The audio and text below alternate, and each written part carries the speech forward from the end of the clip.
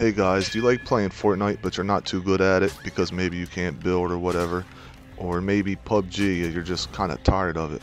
Well, I got a new free-to-play arena game. That's right, free-to-play arena game coming up.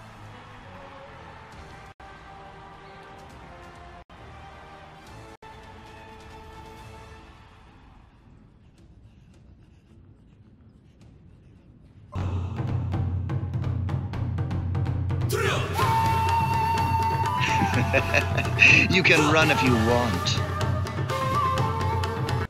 Hey guys, what's up? It's your boy, Rich W. Morrow.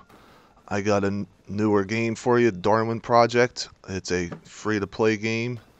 At one point earlier this year, it came out, and it wasn't free to play, and the game wasn't that great, so they shut it down and they re-released it this week, and it's now free to play, totally free. It runs on the Unreal Engine, the same as Epic Fortnite. But so yeah, so this game looks pretty cool. So let me tell you about it. It's basically, hold on. It's an arena game, pretty much based off the Hunger Games. So it's 10 people start off on the map, and they have to survive the elements. Well, right now it's just the cold, pretty much, but they have to survive the cold, and they have to survive from each other. So right now what you're seeing is some basic gameplay. I just started playing the game, obviously, but so it's very arcade stylish. That's the first thing. Like, you don't take fall damage, okay? So that's pretty cool. The combat's pretty easy. So you basically, everybody starts off with a bow and arrow, and you start off with an axe.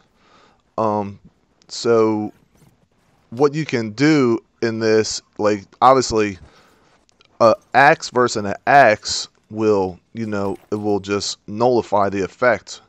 But a little more advanced things, I mean, I don't recommend trying it. It's a last resort. But you can actually even use an axe to knock an arrow out of the air. So that's pretty cool. Obviously, it would be a huge timing thing. So what you want to do is you want to search for things. You want to search for leather. You need leather. You need wood. There'll be little trees, and then there'll be things called electronics. The electronics are what you use to craft, technology such as shields. If you look on the bottom of my bar right now, it says Y button, it says shield. I crafted that from getting an electronic. So the map is basically, let's see, it's 1, 2, 3, 4, 5, 6, 7 sections. 7 sections, okay? And they systematically get closed down, so you always want to keep an eye on that. All right. As you see right now, I'm getting cold. Somebody just helped me, and I didn't realize it, but I'll tell you about that a little bit later. So you want to craft campfires to keep warm, and if you don't put them out with the snowballs like you just seen I just did there, it can attract other people.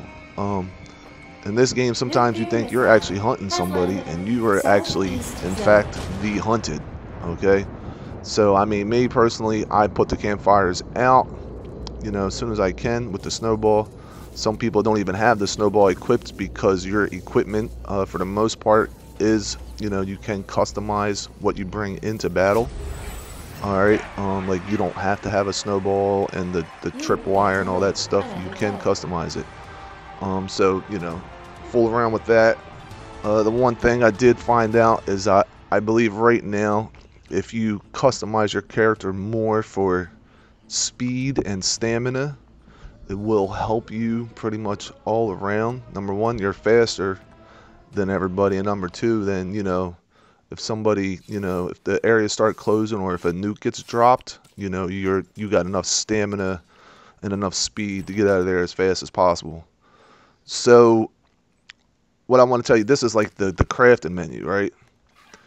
There are 3 things that are stackable. When I mean stackable, I mean your axe, your boots, and your cloak. If you look on the bottom right side, You see the axe, it says 2 of 5. You see the cloak, it says 2 of 5. You see the boots, it says 3 of 5. You can stack those up to 5 times. Meaning, the more you do it, for the axe, like on this character right here, I just have regular axe sharpener. It's like 25% or whatever every time you sharpen it.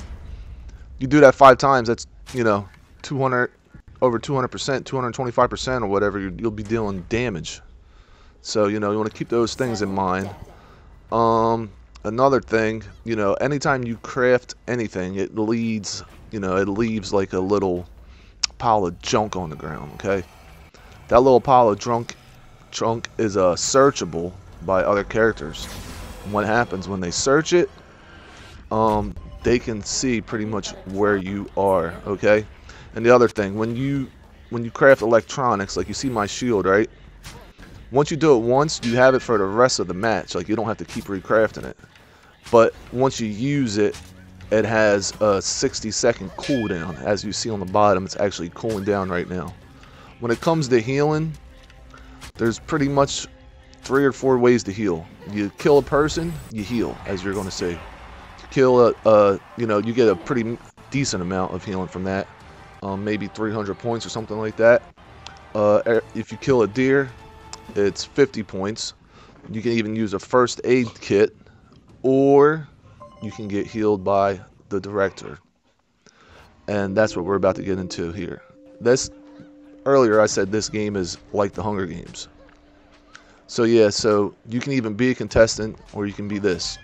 You can be the director. What does the director do? Well, you pretty much get to play God.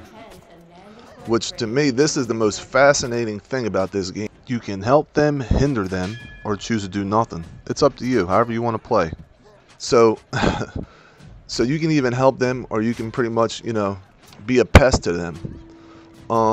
So when you start out, this is, the regular little arena thing right here, where everybody, is lobbying up, waiting for other players.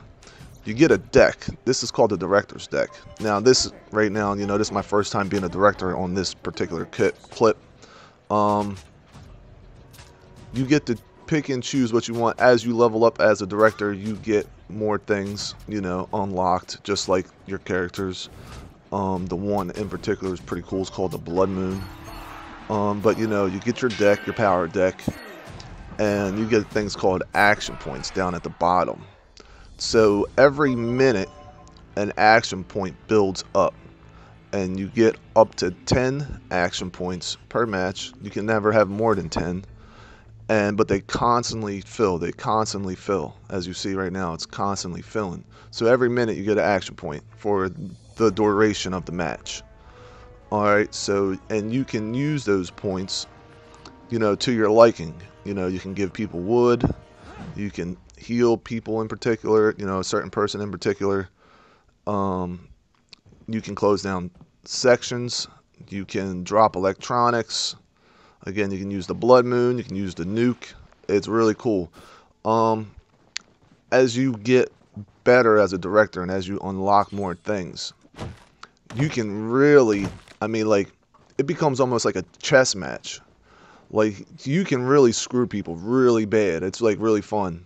And the cool thing about this is, this game actually, entices people to use their mics. You see that right there? That's actually a little map thing. So that's pretty cool. That is one way to actually, if you're a contestant, you can see. That's like pretty much the only way you can tell where someone is, unless there's a blood moon and stuff like that, or you get exposed. But yeah, every now and then there's those little map things. But like, as the game, as you progress as a director, like, you can really screw people, okay?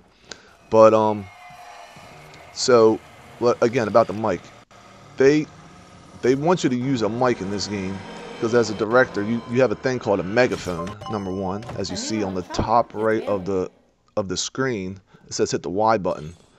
If you hit the Y button for about 30 seconds or so, you can broadcast your voice or whatever you want to through your mic, God forbid, over the whole map so that everybody hears you at one time. And it's really cool. Again, it's a megaphone. As you see, I'm using it right now. You can also, scroll into individual people and watch them. Like I'm watching this guy right now.